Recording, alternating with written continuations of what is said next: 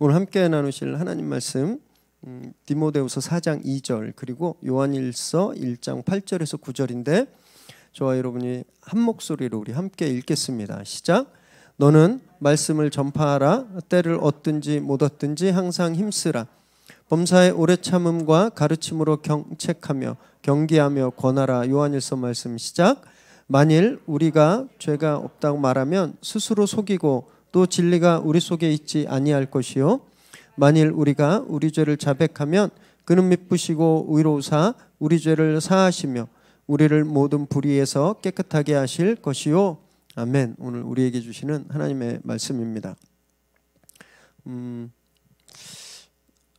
잠깐 죄송한 말씀 또는 안내 말씀 드리자면 지난주에 그 설교 초반에 좀 보여드렸던 영상, 저는 제가 설교하면서 출처를 정확히 밝히면 괜찮은 줄 알았는데 유튜브에 올렸는데 저작권 문제로 아예 그 예배 실시간 영상 설교 영상이 다 그냥 막혔어요. 그래서 부랴부랴 그 영상 빼고 따로 링크를 좀 드렸는데 이렇게 좀 미리 제가 법에 잘 몰라서 잘 몰랐는데 죄송하다고 말씀드립니다. 그래서 혹시 지난 설교 영상을 좀 보실 분들은 링크 달려 있는 KBS 그 참고 영상도 꼭 좀 보시기 바랍니다. 1961년도에 예일대학교 심리학과 교수인 스탠리 밀그램이라는 분이 한 가지 좀 잔인한 것 같은 그런 해보이는 실험을 했습니다. 이 밀그램의 복종 실험이라고 심리학 쪽에서는 굉장히 좀 유명한 그런 실험이에요. 표면적으로는 권위에 대한 복종이 어떤 것인지, 권위에 대한 복종에 관한 그런 실험이었습니다. 근데 실제 이 실험의 의도는 인간이 얼마나 연약하고 인간이 얼마나 악한가 그것을 보여주는 실험이었거든요. 20대에서 50대 사이의 남자 40명을 신문 광고를 통해서 모집했습니다. 그래서 모집된 피실험군 교사도 있었고 거의 다 이 당시에 다 크리스찬이니까 다 교회 다니는 사람들, 그냥 특별히 문제가 없는 그런 우리가 아는 그런 평범한 사람들 40명이 지원을 했어요. 그래서 이 밀그램이 이 사람들을 두 그룹으로 나눴습니다. 교사와 학생. 그리고 각각 짝을 지워줬어요. 교사와 학생으로. 학생 역할을 맡은 사람은 보이는 방에 이제 전기 충격기 달려 있는 의자에 묶어놨어요. 학생은. 그리고 교사는 그 앞방에서 그 사람을 보면서 전기 충격기를 이렇게 노브를 돌릴 수 있는 그 데스크에 이제 앉혔습니다. 그래서 이 전기 충격기는요, 15볼트에서 450볼트까지 450볼트까지 한 번에 15볼트씩 이렇게 전기 그 전류를 이렇게 높일 수 있는 그런 기계였어요. 그래서 교사가 학생에게 문제를 냈을 때 학생이 틀리면 올리는 겁니다. 이렇게 하나 틀릴 때마다 15볼트씩. 참고로 말씀드리자면 300볼트의 전류가 흐르면 고통을 당합니다. 우리가 굉장히 심한 고통을 느껴요. 그리고 450볼트는 잘못하면 죽을 수도 있는 그런 전류예요. 근데 사실 이 학생 역할을 맡은 사람은 이미 그 미리 모집된 배우들이었습니다.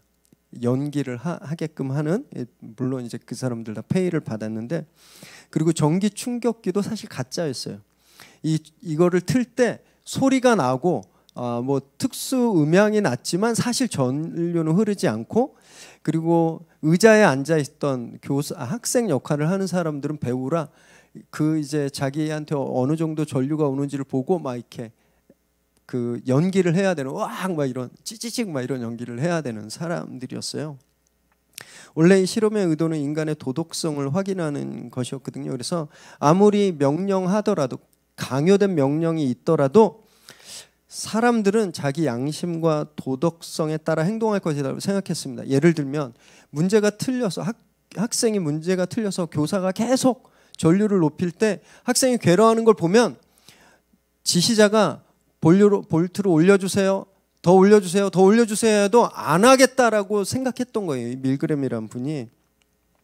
이 사람이 그래서 이 실험을 하기 전에 450볼트까지 끝까지 사람이 죽을 수도 있는 그런 볼트까지 올릴 사람은 거의 없을 거라고 예상했습니다.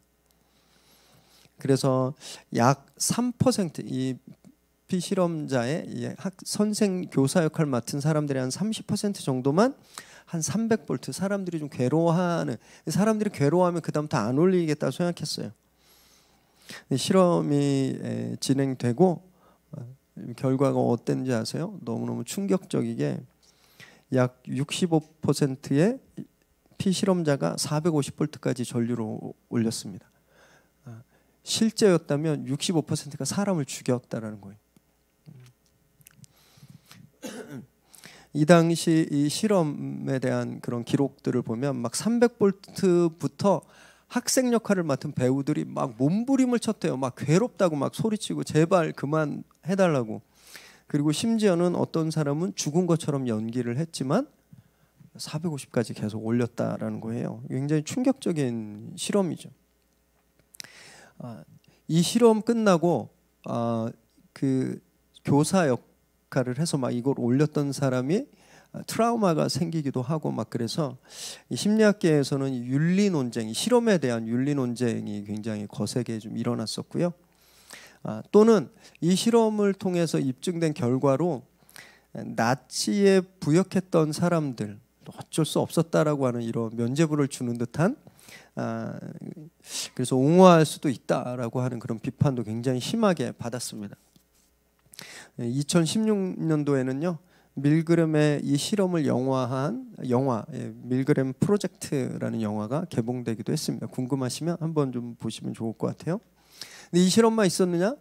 최근에도 이런 실험이 있었습니다. 2017년에 폴란드 연구팀이 18세에서 69세 사이에 남성 40명, 여성 40명, 80명의 실험 참가자를 모집했어요. 같은 형식이었습니다. 대신 버튼을 10개 버튼을 받아서 이 버튼에도 이 전기 쇼크가 1단계부터 10단계까지 있었는데 이 실험에서는 놀랍게도 90%의 사람들이 최고 단계까지 눌렀다라는 거예요. 그래서 이 실험을 이끌었던 그르지브 박사라는 분이 이런 얘기를 했습니다. 밀그램의 실험이 50년 전에 거의 반세기 전에 일어나고 그 후로도 많이 시간이 지났지만 사람은 여전히 다른 사람의 아픔에 대해선 개의치 않고 명령에 순종해서 악한 일도 하고 있다라는 것을 그런 이야기를 좀 했습니다. 우리나라에는요 며칠 전에 한 유튜버가 이런 설문조사를 했어요. 자기 구독자들을 대상으로. 자기 앞에 버튼이 있어요. 한 번 누를 때마다 1억이 지급됩니다. 1억이 현찰로. 대신 누를 때마다 10명이 자기 앞에서 죽는 거예요. 단 자기 가족, 친구들을 말고 전혀 모르는 사람 10명이 내가 버튼을 누르는 순간 그 사람들이 고통스럽게 죽어가는 걸 내가 그대로 보는 거예요. 대신 나한테 1억이 생겨요. 누른다 안 누른다 이 질문을 했습니다.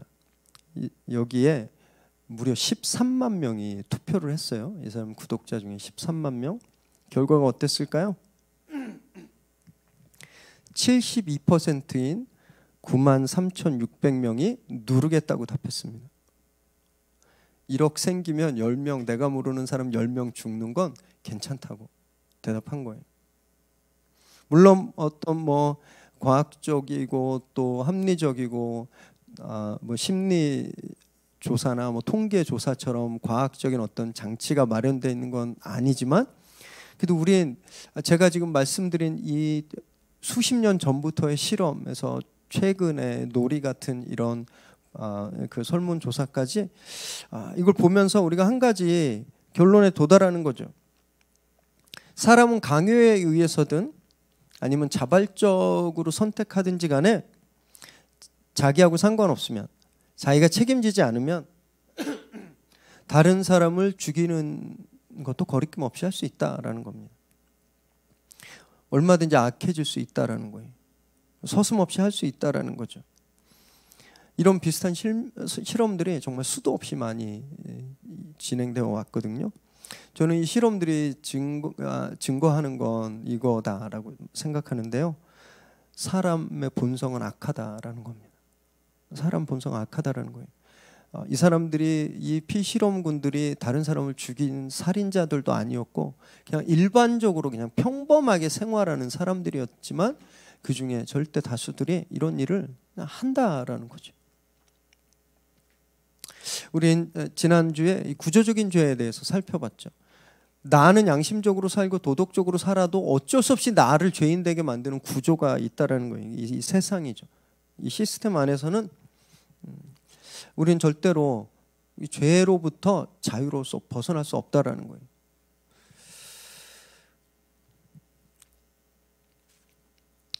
그래서 많은 사람들이 생각하는 것처럼 형법에서 죄라고 말하는 것, 살인, 뭐 강도 이런 거, 난 이런 거 안 했으니까 죄가 없어 이렇게 생각하는 거 논리적으로 성립되지 않다라는 걸 우리가 살펴보았습니다.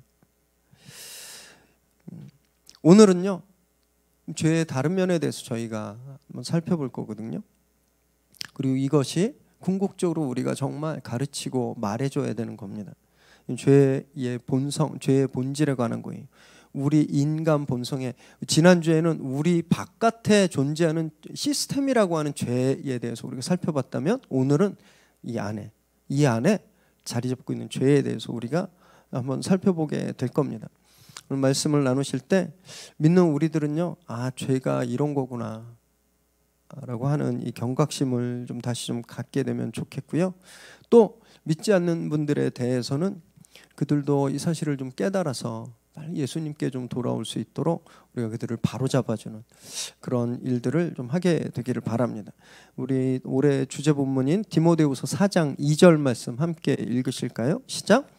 너는 말씀을 전파하라. 때를 얻든지 못 얻든지 항상 힘쓰라. 범사의 오래 참음과 가르침으로 경책하며 경계하며 권하라. 친절한 전도 시리즈 첫 번째 시간에 우리는 예수 그리스도를 전할 준비를 해야 된다는 함께 말씀을 나눴습니다.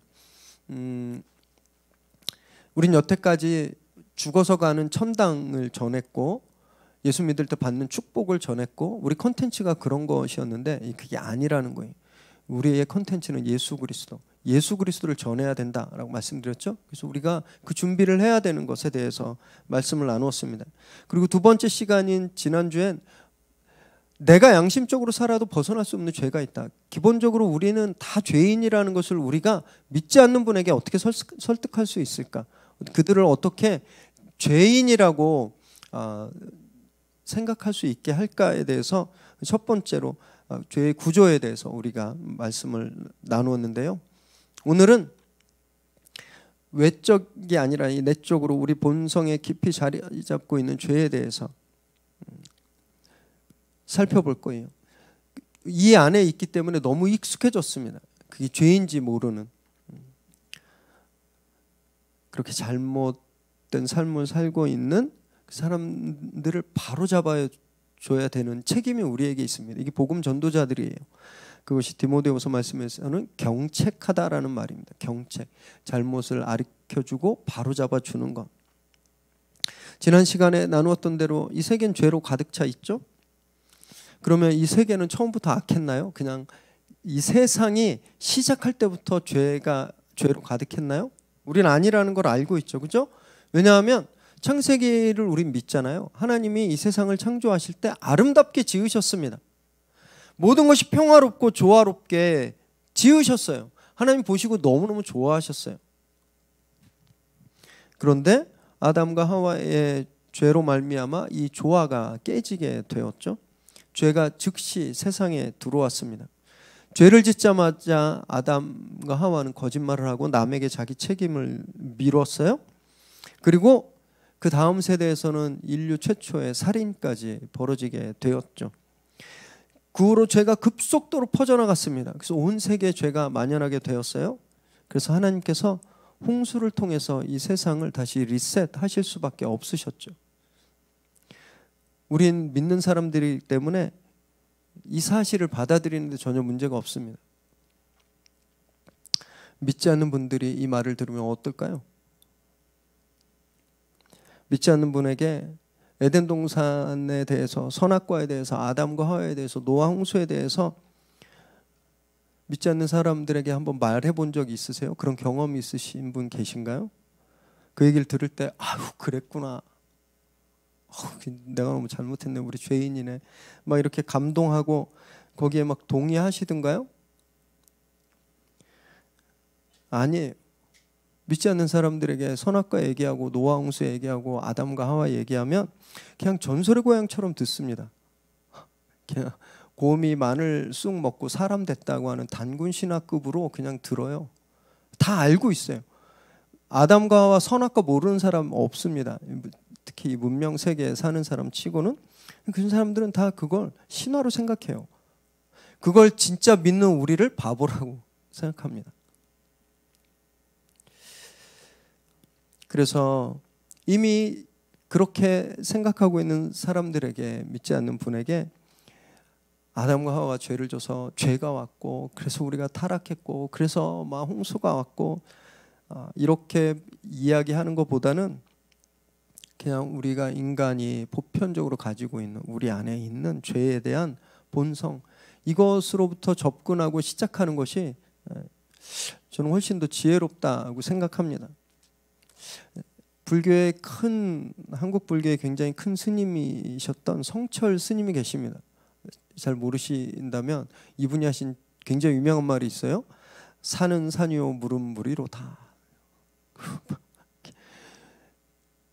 누구나 말할 수 있는 이야기잖아요. 산이 산이지 뭐 산이 강입니까? 네.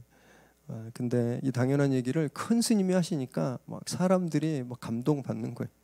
마치 피카소가 그린 그림이나 3살짜리 애가 그린 그림이나 내가 보면 똑같은데 사람들이 피카소 그림에 열광하고 있는 것과 마찬가지죠. 하여튼 굉장히 훌륭하신 분이에요. 이분은 불교 역사상 기록을 가지고 있습니다. 불교의 기네스북에 올라갈 만한 기록. 가장 오랫동안 장좌불화 수련을 하신 분이에요. 장좌불화, 이게 말 되게 어려운데 뭐냐면 앉아서 수련하는 거예요. 밥도 앉아서 먹고 잠도 앉아서 자고 그냥 가부좌 틀고 앉아서 그냥 계속 수련하는데 무려 10년을 꼬박 하셨대요. 어마어마하지 않습니까? 10년을. 이렇게 존경받고 그냥 10년간 앉아서 수련을 하셨던 그분이 돌아가시기 전에 충격적인 발언을 하셨어요. 내가 대중을 속였다, 이렇게 고백했습니다. 종교인이든 비종교인이든 불교인이든 타종교인이든 간에 이 성철 스님 되게 존경받았던 분인데, 그런 분이 내가 대중을 속여서 쌓은 죄가 수미산보다 많다라고 말했습니다. 아니 스님이 죄를 져봤자 얼마나 지셨겠어요. 그것도 그냥 벽 보고 앉아서 그냥 거의 평생, 어린 나이에 출가하셔서 거의 평생을 이렇게 명상과 수련만 하셨던 분인데, 아니 이분이 자기가 쌓은 죄 때문에 무간지옥을 간다라고 고백했다라는 거예요.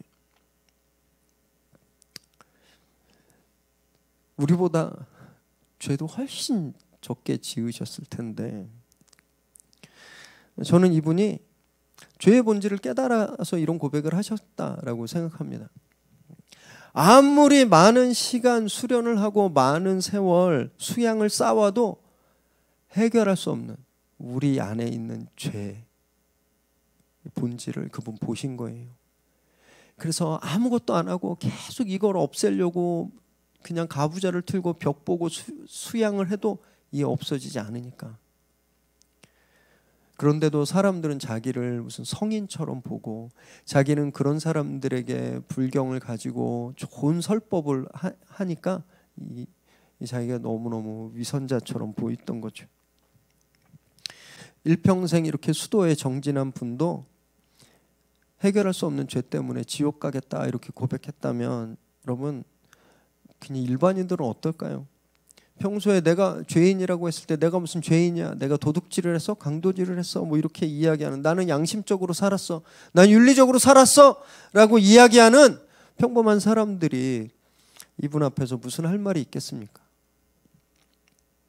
근본적으로 우리 본성에는요 죄가 있습니다.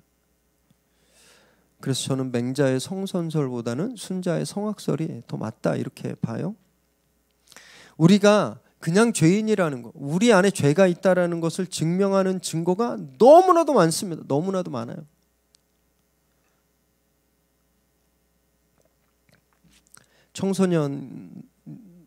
청소년기 아이를 두고 계신 부모님들은 오늘 집에 가서 몰래 애 전화기 한번 열어보세요. 카톡 한번 열어보십시오. 깜짝 놀랄 거예요. 집에서 그렇게 순하고 착하고 엄마 아빠 말 잘 듣고 학교에서도 문제없이 모범적으로 학교 생활하던 아이인데 카톡을 열었더니 아주 찰진 욕설들이 막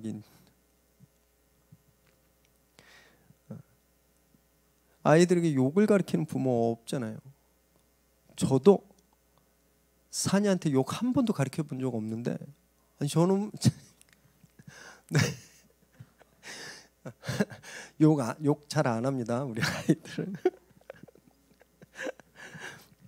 학교에 욕 과목 없잖아요. 국어, 산수, 수학은 있는데 욕 이거 없죠. 서양욕, 동양욕 이거 안 가르치잖아요. 오히려 유아원, 유치원, 초등학교, 고등학교 뭐 한 15년 이상을 욕하지 말라고 배웁니다.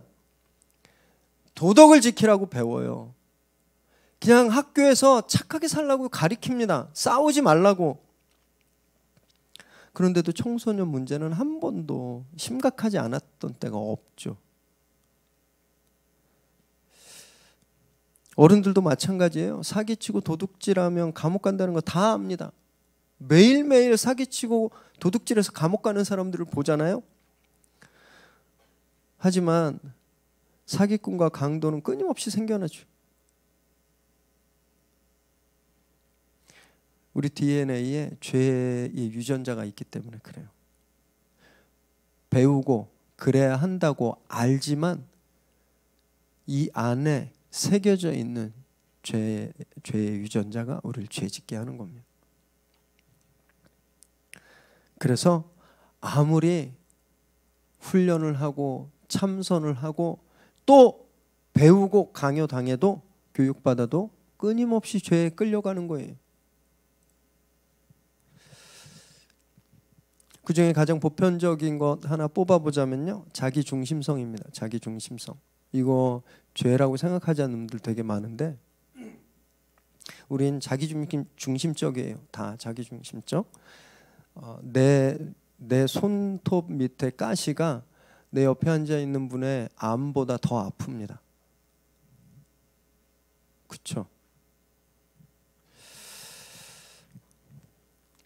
자기 자신은 되게 관대해요. 나는 괜찮다고 생각합니다. 그런데 남은 안 돼라고 생각해요. 내로남불이란 말까지 나왔잖아요. 내로남불이란 말이 곧 있으면 옥스포드 영어사전에 올라갈 수 있다 이런 얘기가 나오던데 나는 운전할 때 신호 위반하고 차선 위반하고 속도 위반해도 괜찮습니다. 왜? 난 지금 되게 바쁘니까. 나는 그래도 돼요. 난 지금 되게 급하니까. 그런데 저 차는 그러면 안 되는 거죠. 그래서 어떻게 해요? 블랙박스에 찍힌 영상 막 그 교통신고 이렇게 앱 있는 거 아세요? 영상 첨부하면 바로 상품권 갑니다. 8만 원짜리. 그 상품권은 그분이 내야 될 돈이에요. 벌금이 그분한테 가는데 엄청나게 많아졌어요. 블랙박스가 다 있고 이젠 간편하게 영상 추출할 수 있기 때문에 끼어들게 잘못하면요, 그 범칙금 날라옵니다. 나도 그렇게 하는데 남들은 그렇게 하면 안 되는 거예요. 왜? 내 중심적이기 때문에. 도둑질 안 하고 강도짓 안 하는 사람들 되게 많아요. 그런데 자기중심적으로 생각하지 않는 사람은 없습니다.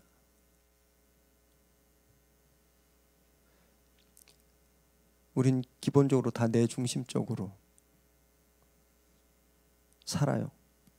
그래서 나한테 피해가 없으면 다른 사람한테 무슨 일이 일어나도 별로 상관하지 않는 거죠. 죄가 아니라고 생각하지만 이거 죄입니다. 그걸 앞에서 소개해드린 밀그램 실험에서 증명한 거예요. 내가 안 아프니까 계속 전류 옮기는 거, 사람 죽을 온도까지 계속, 볼트까지 계속 올리는 거죠. 지난주에 우리가 살펴본 이 세상에 가득한 죄, 그래서 내가 아무리 깨끗하게 살아도 나를 죄인 되게 만드는 것이 우리를 죄인 되게 하는 이 외적인 요인이라면, 자기중심주의는요, 우리 본성 안에 있는 죄의 내적 요인입니다. 그 누구도 여기서 자유로울 수 없어요. 이게 우리가 살고 있는 세계고 우리 인간이라는 존재의 본 모습입니다. 본 모습. 전도할 때 내가 왜 죄인이야 이렇게 말하는 분한테 선악과 먹어서 그래 아담이. 그게 다 유전됐어. 그래서 타락한 거야. 다 넌 원죄가 있어. 이렇게 이야기하는 것보다는 보편적인 어떤 사실들을 통해서 아, 내가 죄인이구나 이렇게 설득해 가는 것이 저는 훨씬 더 효과적이다라고 생각합니다. 반발심도 훨씬 더 덜하죠. 자, 그렇다면 이제 우리가 죄인이라는 사실을 알게 됐다면 대안은 무엇일까? 세상도 죄고 나도 죄인인 이 암담한 현실에서 이걸 해결할 방법이 있을까? 지난 시간 그 해결책이 하나님의 나라라고 말씀드렸습니다. 죄가 가득한 시스템에 죄가 없는 시스템이 임한 거예요. 그냥 하나님의 나라예요. 그럼 하나님의 나라에 어떻게 들어갈까? 오늘 말씀드린다고 했는데 잘못을 바로잡으면 됩니다. 지금은 밖에서 강요하는 대로 그냥 죄에 순응하며 살았잖아요. 그리고 지금은 그냥 내 안에서 나오는 대로 죄를 짓고 살았다면 이제 그걸 바로잡으면 돼요. 바로잡으면. 왜 그래야 되는가? 안 그러면 죽기 때문입니다. 로마서 6장 23절 함께 읽습니다. 시작. 죄의 삭은 사망이요 하나님의 은사는 그리스도 예수 우리 주 안에 있는 영생이니라. 성경은 죄의 결과는 죽음이다라고 말씀하고 있습니다. 우리가 아프잖아요. 이렇게 20대 때는 안 그랬어요. 20대 때는 뭐 하루 이틀 밤새도 쌩쌩했습니다. 그래도 50 넘으니까 하루 밤새면 2, 3일 아프더라고요. 그리고 무거운 것도 이제 못 들겠어요. 여기저기 아파요. 여기저기. 그냥 항상 아픈 데가 있어요. 그러지 않으세요? 젊은 분들은 고개 끄덕거리지 마시고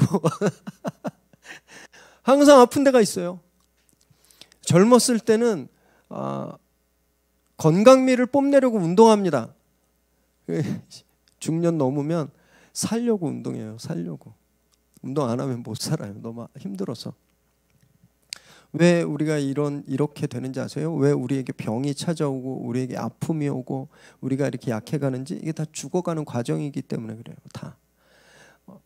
배터리가 처음에는 100%지만 쓰다 보면 계속 이 파워가 약해져서 나중에 사라지는 것처럼 우리 인생도 죽음을 향해 가면서 에너지가 계속 빠져나가는 거예요. 죄에서 이 모든 것이 시작했다라는 거예요. 죄의 삭은 사망이다라고 말씀하고 있잖아요. 죄의 결과는 죽음이에요. 죄 때문에 죽음이 온 거예요. 그리고 이 죽음으로 향하는 모든 우리가 당하는 고난과 아픔들이 다 죄 때문에 시작됐다라는 것을 우리에게 말씀하고 있는 거죠. 그래서 죄는요, 죽음에 이르는 병입니다. 죄에 걸리면 반드시 죽어요. 코로나는 많이들 사세요. 코로나 걸리면 특히 요즘 오미크론은 증세도 되게 약하다고 말들 하는데 코로나는 살 확률이 훨씬 크지만 죄는 걸리면 100% 죽습니다. 그러면 어떻게 이 치명적인 병에서 벗어날 수 있는가? 같은 말로 우리는 어떻게 이 땅에 온 하나님 나라에 들어갈 수 있는가? 그 답은 예수 그리스도입니다. 예수 그리스도. 예수님으로만 우리가 이 문제를 해결할 수 있어요? 우리가 이걸 가르쳐야 되는 거예요. 우리가 이걸 설득해야 되는 겁니다. 그래서 처음 우리 친절한 전도 시리즈에서 맨 처음 우리가 준비해야 될 게 바로 그거예요. 예수 그리스도. 그래서 예수 그리스도를 전해야 되는 겁니다. 예수님만이 해결책이기 때문에 그래서 로마서 6장 23절에 영생이니라, 이 영생은 나중에 말씀하셔도 돼요. 믿고 나서.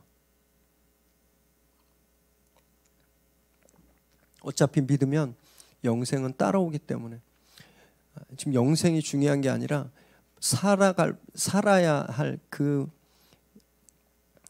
살 수 있는 그 방법이 중요한 겁니다. 예수 그리스도. 아직 자기가 죄인인 줄도 모르고 왜 믿어야 하는지 모르는 사람에게 예수 믿고 천국 가자, 영생하자 이거 귀에 안 들어옵니다. 주파수가 안 맞아요. 우리가 말하는 영생, 천국 뭐 이거를 이해할 수 있는 주파수가 아니에요, 이분들은. 그래서 우리는 믿지 않는 사람들에게 예수를 전해야 돼요. 어떤 예수님을 어떻게 전해야 되는가? 예수님이 어떻게 사셨는지를 전해야 됩니다. 예수님이. 왜냐하면 예수님의 삶이 곧 복음이었고 메시지였기 때문에 그래요. 예수님은 당신이 말씀하신 대로 사셨습니다. 그래서 우리는 믿지 않는 사람들에게 예수님이 어떻게 살았는지를 전해야 됩니다. 한마디로 말씀드리면 주님은요, 타인 중심적인 삶을 사셨어요. 단 한 번도 당신을 위해 사신 적이 없습니다. 심지어 당신의 목숨까지 남을 위해 주셨죠. 이 예수님의 삶이에요. 제가 아까 우리 본성, 우리 안에 있는 죄의 가장 보편적인 모습이 자기중심성이라 그랬잖아요. 자기를 위한, 나를 위한 삶, 그것과 정반대의 모습이죠. 예수님이 이렇게 사실 수 있었던 건 죄가 없으셨기 때문에 그래요. 그래서 예수님의 삶의 모습은요, 죄가 없는 삶의 모습이에요. 우리가 그걸 전해야 되는 겁니다. 그렇게 하기 위해선 진짜 힘들겠지만 우리도 그렇게 살아야 돼요. 자기중심성, 자기중심적이고 자기만 아는 건 이게 죄다고 막 그렇게 얘기해 놓고 메신저인 내가 나만 알고 내 중심적으로 살면 먹히지 않습니다. 맛집으로 소문난 식당이 있어요.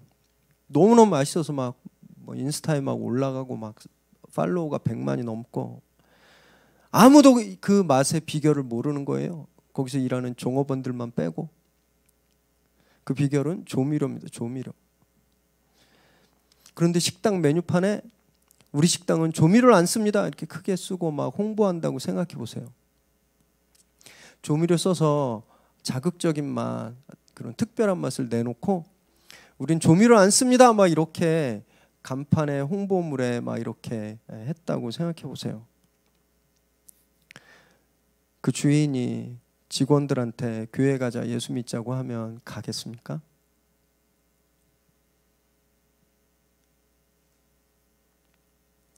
말과 행동이 다르면 아무도 설득할 수 없습니다. 우리 왜 이렇게 전도가 어려워졌나? 왜 교회가 이렇게 점점점 이렇게 많이 빠져나오고 수십만씩 빠져나오고 요즘 이게 제 필드잖아요. 그래서 특히 연초 되면 이렇게 신학교가 방학을 하기 때문에 신학 교수님들이 시간이 많으세요. 그래서 컨퍼런스 세미나에 엄청 이렇게 많이 참석하십니다. 그리고 그런 정보가 많이 와요. 주제는 하나예요. 교회는 이렇게 무너질 것인가? 그 방법은 무엇인가? 위기를 어떻게 극복할 것인가? 다 이런 얘기만 최근 몇 년간 계속 하고 있습니다. 저한테 오면 제가 그 답을 딱 알려드렸을 텐데 제가 박사공 받아 말았기 때문에 초대를 못 받은 것 같아요. 저는 원인은 단 하나라고 생각합니다. 메신저가 메시지처럼 못 살아서 그래요. 다른 거 없습니다. 내가 하나님의 나라를 증거하고 예수님에 대해서 전하는데 내가 예수님 모르는 사람처럼 살고 내가 하나님 나라가 아니라 이 세상 나라에서 사는 것처럼 살면 아무도 전도할 수 없습니다.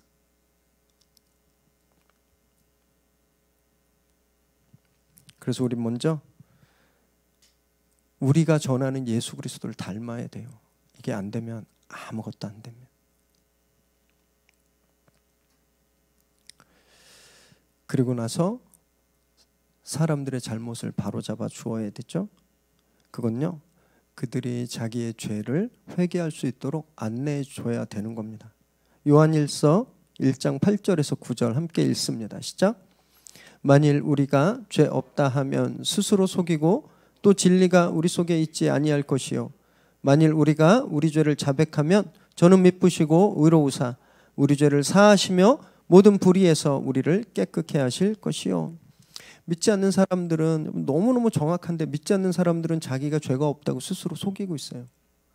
내가 무슨 죄인이야 다 그러잖아요. 죄의 구조에서 죄 막 온몸에 묻어 있으면서 죄 없다 그러는 거예요. 그 안에 자기중심적인 생각에서 자기만 아는 삶을 살면서 죄를 지으면서 난 죄가 없다고 착각하는 겁니다.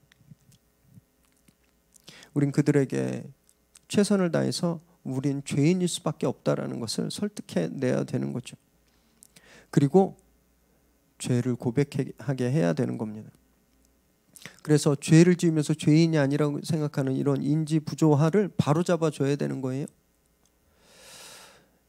여기에 뭔가 대단한 액션이나 무슨 공로가 필요하지 않습니다. 그냥 자백하면 되는 거예요. 자백. 내가 죄인임을 인정하기만 하면 되는 겁니다. 많은 종교들은 그렇지 않아요. 엄청난 대가를 요구합니다. 수십 년의 수련을 요구해요. 또는 물질 공양을 요구합니다. 아니면 지키기 어려운 진짜 수백 가지의 원칙들, 이 규칙들을 다 지켜야 죄가 용서받을 수 있다라고 말하죠. 세상도 그래요. 세상은요, 기브 앤 테이크입니다. 모든 공짜는 없다. 이거 저는 공짜는 없다. 그래서 혹시 누가 막 공짜로 뭐 주면 절대 받지 마세요. 틀림없이 어떤 대가를 내가 치러야 하기 때문에, 특히 높은 데 계신 분들 누가 뭐 공짜로 줘 절대 받지 마십시오. 네. 저는 높은 데 없어서 성도님들 뭐 공짜로 줘도 가끔 받긴 하는데요. 높은 데 계신 분들 절대 뭐 공짜로 주면 받지 마세요. 반드시 대가를 치러야 되기 때문에. 여기 너무 익숙해져 있는 거예요. 뭔가를 받으려면 뭔가를 줘야 되고, 뭔가 받았으면 줘야 된다라고 하는. 그래서 우리도 구원을 받으려면, 죄를 용서받으려면 뭘 줘야 된다고 생각하는 거죠. 그래서 성경은 뭘 주어야 되는 것이 아니라 그냥 내가 죄인이다라는 것을 인정하고 자백만 하면 된다라고 말합니다. 왜냐하면 우리 주님은 아름다우시고 의로우시기 때문에 우리가 우리 죄를 고백하는 것, 그것만으로도 우리를 용서해 주시는 분이시기 때문에 그래요. 이걸 가르치고 전하고 회개하도록 우리가 이끌어줘야 되는 겁니다. 그런데 이때도 태도가 굉장히 중요해요. 지금까지는 윽박질렀습니다. 정죄했어요. 넌 죄인이야. 안 믿으면 지옥 가. 예수 천당 불신지옥. 막 시뻘건 글씨로 막 지옥 간다 그러고, 불구덩이에서 활활 타오를 거야. 막 이렇게 겁줬어요. 옛날엔 이게 좀 먹혔습니다. 옛날에 무서워서 믿는 사람들이 있었는데 지금은 이런 협박 아무도 안 무서워합니다. 아예 안 들어요. 여러분 전철역에서 도에 관심 있으십니까? 여러분 막 관심 가지세요? 그냥 아예 끊고 그냥 가죠. 그냥 비웃고 마음을 닫아버려요. 그래서 이걸 전할 때도 비난이 아닌 격려가 필요한데, 이것에 대해서는 저희가 다음 주에 한번 나눠보게 될 겁니다. 교회 생활을 좀 몇 년 이상 하신 분들은 지난주 이번 주 설교가 조금 낯설으셨을 거예요. 보통 교회에서 죄에 대해서 가르치고 배울 땐 아담과 하와부터 시작해요. 선악과. 그런데 우리는 세계에서 시작했죠. 시스템에서.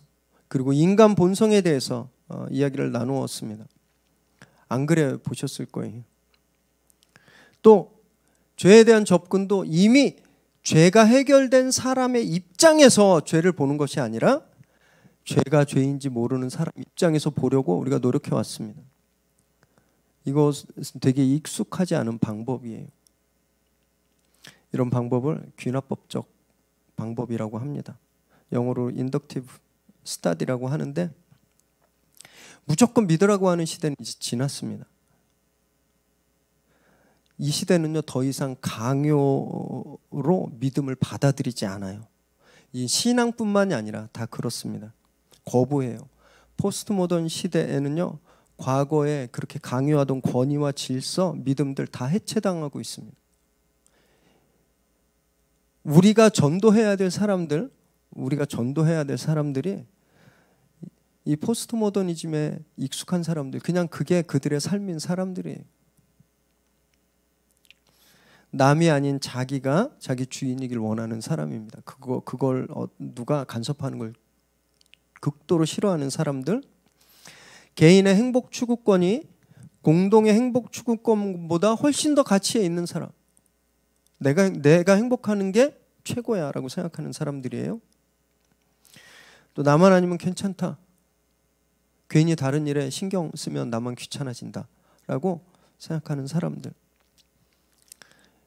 이미 변했습니다.